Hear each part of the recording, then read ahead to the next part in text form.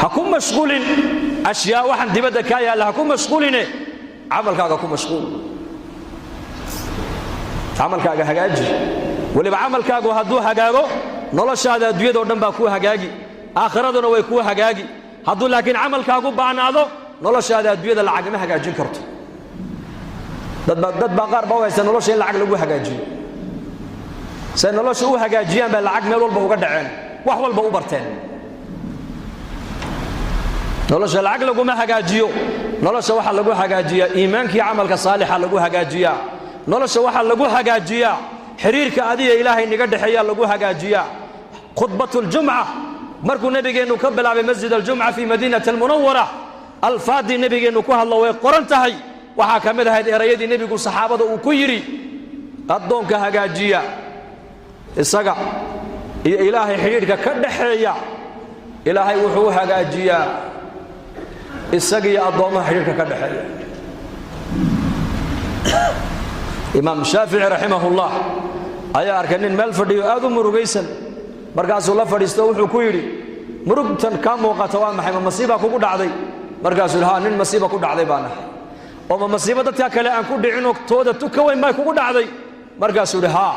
inna lillahi wa inna ilayhi raaji'uun oo masiibada kugu dhacday maxay tahay buu ku yiri markaasuu yiri dadkii aniga noqono waan kala baxnay dadkii oo cid aan la heshiisahay iyo cid ilaahay heshiisa ma jirta buu hooyaday waa dagaal baa naga dhaxdhacay aabahay waan isdirirnay reerkaygi waan kala tagnay qaraabadii waan kala tagnay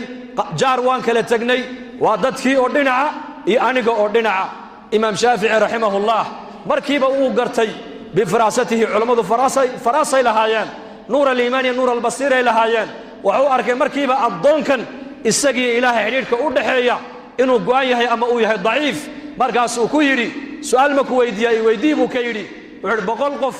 raali galintooda iyo mid kaliya raali galintiisa waa iyaba buu ka yiri markaas uu yiri mid kaliya boqol qof inaad mar kaliya raali galisaa waxa ka fudud oo ka dhow hal qof inaad isaga raali galisaa wuxuu yiri waliba midka kaliya hadduu raali isagu ka noqdo oo isaga raali galisid boqolka kale isaga ka raali galin markaasuu waa kee markaasuu waa Allah buu ka yiri Allah wuxuu halka numberkayga qaldanaa baad ii sheegtay wuu Allah ka jazaaysiyo bal numberka ma saxaya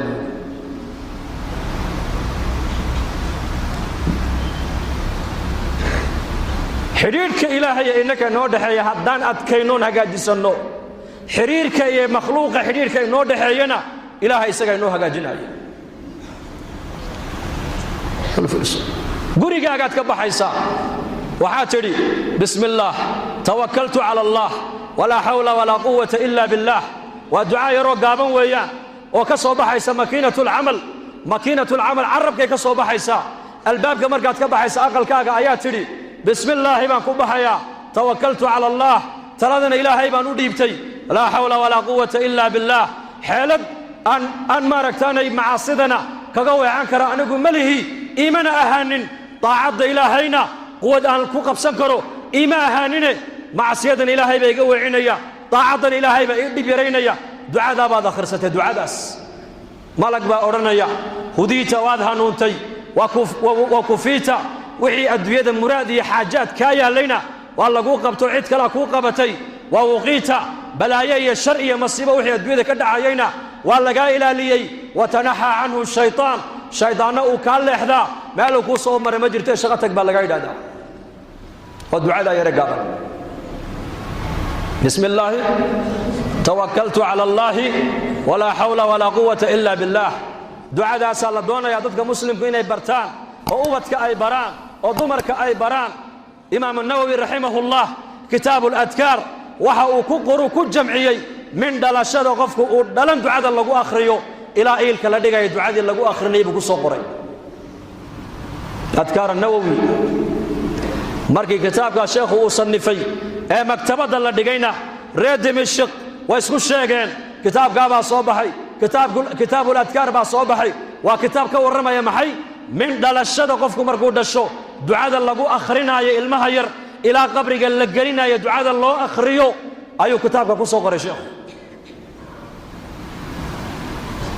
markay reer Dimashq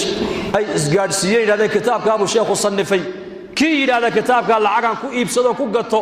ma haysta kii yidhaahda waxaa lagu oran jiray bici daara washtari al-adkaar war daarta iibiyo kitaabul adkaar iibso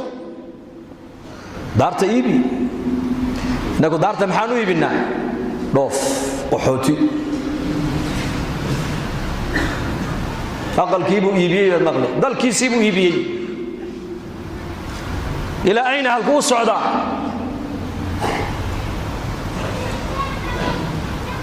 ilaa bilaad alkufri buu u socdaa dhulkii la doonaya in laga soo hijroodo ayuu intuu daartiisa iibiye u hijroonaya ciyaalkiisa islaantiin afka ku qaadan afka uu la baxsanaya maxaad u wadaa xageed u wadaa wadannadaasaan geynaynaa buu yidhi mid baa igu yidhi xageed diin ciyaalko wadannadaasaan u dhoofinaynaa buu yidhi oo dalkeennana afrikaan nabadgelyadeeda laskuma hadlayn kara buu yidhi oo halkaabay nabad taalla nabad run ah damaan weligeed inay dhibaata ka dhacayso miyaa waa damaan yaa kama dhacayso afrika buu ku leey lama garanayo 30 sano soo socota waa isbedeli kartaa tacliin male dhakhtar male shaqo ma jirto nolol ma jirto nabadgelyo ma jirto dhulkaas nabadu taalla dhulka inuu ubadkiisa u qaado daartu u iibinaya muslimiintu dadku waagay iimaanka iyo camalka saalixa iyo ducooyinka nabiga ay yaqiinsanayeenna waxay oran jireen daarta iibi kitaabul adkaarna iibso daarta iibi ducada yare gaabaneeg yaa guriga markaad ka baxaysa ilaahay kugu ilhaamiyey bismillah tawakkaltu ala allah wala hawla wala quwwata illa billah ducada ninka ilaahda buu nabigu leeyahay afartaas loo bishaaraynaya waad hanuuntay oo dariiqii mustaqiimka ayaad ku dhacday waa kufiita muraad wixii adduunyada aad ka lahaydna waa lagu qabto cid baa ku dabooshay waa waqiita shar iyo balaayihi masiibo wixii adduunyada jirayna waa laga leexiyay shaydaanna meel uu ku soo maray ma jirto saxaaba la leeyahay qofkaas ducadaas ducadaana carabkay ka soo baxaysa makiinatul amal man yadman li ma bayna lixyayhi wama bayna rijlayhi adman lahu aljanna ayaa ii damaano qaadaya buu nabigu yidhi carabkiisa iyo cawradiisa inuu macsiyay dembi ka ilaalin oo janno ugu ballan qaada man takafala lii an laa yas'ala annaasa shay'an wa atakaffalu lahu biljanna faqaala thawban ana ya rasuul allah nabi maxamed asxaabtu ka dhaxlo wuxuu yidhi ayaa ii ballan qaadaya oo ii kafaalo qaadaya inuu bini aadamka waxba weydiisan oo aniguna janno ugu ballan qaada thawban baa yidhi aniga ku ballan qaaday buu yidhi inaan bini aadam gacanteeda hoos dhigan inaan bini aadamkayga baahi u sheegan inaan bini aadam sideeda aan tala saaran anaa ku ballan qaadaya buu ka yidhi sharad baa la galayaa sharad xadiiska hore muxuu ahaa ayaa ii damaano qaadaya carabkiisa iyo cawradiisa inuu macsiyo iyo dembi ka ilaalin oon aniguna janno u ballan qaada labadaa haddaad xafiddo jannaa lagu ballan qaaday man takafala lii ayaa ii kafaalo qaaday buu nebigu leeyahay inuu bini aadamka gacanta hoos dhigan uu sidaa odhan oon aniguna janno u ballan qaada thawbaan baa yidhi aniga thawbaan saxaabigaas markuu da'diisu weynaatay suuqa magaalada madiina isagoo faraskiisa wata intuu soo galo jeedalka faraska uu la dhacayo ayaa suuqa kaga dhici jiray dhexdiisa rubbamaa laga yaabaa jeedalkaasi nin meesha maraya inuu kaga dhaco raqabadiisa inuu degtiisa kaga dhaco ma odhan jirin isoo sii bal intuu dhaadhaco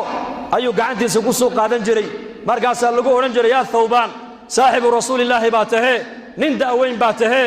jeedalka agteeda ku dhacay maana tiraahdaa annaka noo dhiib markaasuu odhan jiray nebi maxamed baa ballan la galay